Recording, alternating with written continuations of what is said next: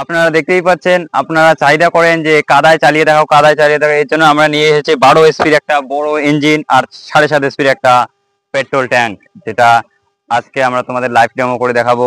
এটা 3.5 লিটারের পেট্রোল ট্যাঙ্কের সঙ্গে হয় 32টা ব্লেড সহ। এটাতে তোমরা অনেক ধরনের কাজ করতে পারবা, যেরকম এই বড় গাড়িটার মধ্যে দেখতেই পাচ্ছেন টলি লাগানো,